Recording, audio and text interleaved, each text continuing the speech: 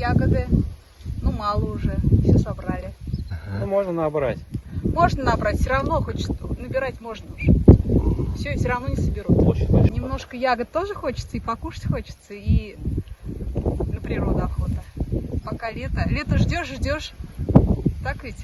Лето ждешь, потом на природу, если не сходишь, лето прошло уже. Бұлай тауып бұла, әзілеген кіші тауайын. Әзірек не үлгірмеген де бар, енді яшілі де бар. Ну ничего.